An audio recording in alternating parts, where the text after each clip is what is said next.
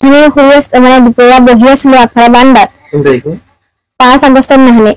বহি থাকোতে তাৰপিছত তেওঁ সুধিলে মোক যে আজি নুশুৱাব নি ছোৱালী মই বোলো শুমগে 10টা বজাত শুমগে 10টা বজাত মই তেতিয়া বিচনালৈ আহিছো দেই মই 10টা বজাত বিচনালৈ আহিছো বিচনাত মই পৰিছো আৰু মোৰ চিলিমিলিকে টোপনি আহিছে অকমান তেনেকুৱাতে তেওঁ ঘপকেনে গৈ ধৰিলেগে নহয় গাত ধৰি মই বোলো কি কৰে বোলো আপুনি বোলো সেইটো বুলি ক'লো তাৰপিছত কৈছে আমি বোলে মানে থাক বোলে মই ক'লে বোলে তোক বোলে কাটি পেলাম বোলে হেনো গোটেই কাটি পেলাব তাৰপিছত মই বোলো আপুনি তাৰপিছত তেওঁ বিচনা পেলাই দিলে দেই মোক পেলাই মানে একদম হাত দুখন পুৰা ধৰিছে ধৰি একদম তেওঁ বেয়া কাম কৰিছে কয়হে কৈছে যে তোৰ ল'ৰা ছোৱালী নহয় তই চিন্তা কৰিব নালাগে আৰু এইবোৰ কথা তই কাকো নকবি যাতে ক'লে তোৰ একদম তোৰ কাৰণে জীৱনৰ হোৱাৰ কাৰণে তোক মাৰি পেলাম তেতিয়া তই আৰু এনেও গোটেই কথাটো বোলে তোৰ বাৰতে তোৰহে দুখী বুলি ক'ব মোকতো কোনেও নকয় কাৰণ মই মতা মানুহ সেনেকে বুলি ক'লা তাৰপিছত কোৱাৰ পিছত মোৰ হাজবেণ্ড আহিলে আৰু কামৰ পৰা 12টা বজাত তেনেকুৱাত আহিছে অহাৰ পিছত মই তেওঁক ক'লো কথাখিনি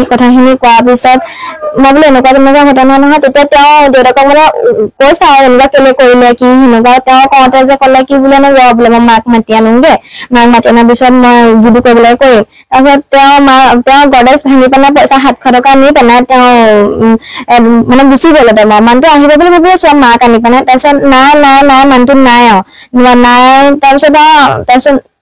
সবে কৈছে যে কি তোৰ গাতে ভুল সবে মানে মোকে দুখী কৰিছে যে কি তোৰ গাতে ভুল তই নকৰা তেনেকুৱা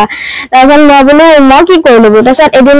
মোবাইল নিদিয়ে আৰু মোক চুবলৈ মোবাইল নিদিয়ে একো হেৰি নকৰে তাৰপিছত মই বোলো মোবাইলটো মই এদিন ৰাতি মোবাইলটো পাইছো তাৰপিছত মই ঘৰলৈ মেছেজ কৰি তাৰপিছত মোক পাপাহঁতি গৈ পিনে গাঁওবুঢ়া চাবুঢ়া মাতি নি পেলাই তেওঁ মোক হেৰি মানে চবেই তাৰপৰা মানে লৈ অহাৰ পিছত তেওঁ আমাৰ পাপাই ইয়াত থানাত এজাহাৰ এখন দিলে এজাহাৰখন দিয়াৰ পিছত তেওঁ ফোন কৰিছে আৰু বোলে এতিয়া যি হ'ল বোলে এইবোৰ ধৰিব নালাগে কেছখন বোলে উঠাই ল'ব লাগে বোলে মোৰ হাজবেণ্ডে কৈছে তেনেকে দেই তাৰপিছত মই বোলো কেলে কেছখন উঠাই ল'ম বোলো আকৌ উঠাবতো নোৱাৰিলে কেছখন আৰু মই উঠাও কেছখন দুখীয়া মোৰ ওপৰত যিখিনি অত্যাচাৰ কৰিছে আৰু যাতে কেতিয়াও বেলেগ ছোৱালীয়ে এনেকুৱা অত্যাচাৰ কৰিব নোৱাৰে আৰু অত্যাচাৰ এনেকুৱা কৰাৰ তেওঁ যাতে দুখী আৰু মানে কেছখন উঠাও বোলো মই কাৰণ হাজবেণ্ডে যাদৱ বৰা মোৰ শহুৰ দেউতা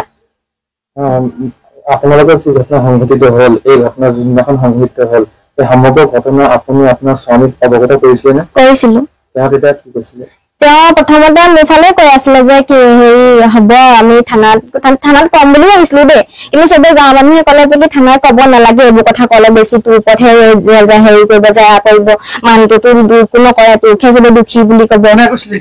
আমাৰ ওচৰৰ মানে চব মানুহবিলাক মানে আপোনাৰ গাঁৱৰ মানুহে গোটেই ঘটনাটো গাপ দিবলৈ চেষ্টা কৰিছিলে আপুনি আপোনাৰ স্বামীৰ ঘৰ কোন জেগা আছিলে দেওঘৰীয়া গান আৰু দুগৰাকী মহিলাৰ লগত তেওঁ এনেকুৱা অপব্যৱহাৰ কৰিছে বুলি কোৱা শুনা পাইছো আমি গাঁৱৰ মুখে মোৰ লগত এবাৰ হৈছে তেওঁ দুদিনমানৰ আগত তেওঁ জুপি থাকে মোৰ ৰুমৰ ফালে মই খালি অনুভৱ নকৰো যে তেওঁ মোক কেনেকুৱা কেলে কৰিব বা দেউতা হয় কাৰণ সেইটো বুলি ভাবো মই সেইকাৰণে ইমান গুৰুত্ব নিদিয়ে কথাটো কিন্তু সেইদিনাখনিয়ে হৈছে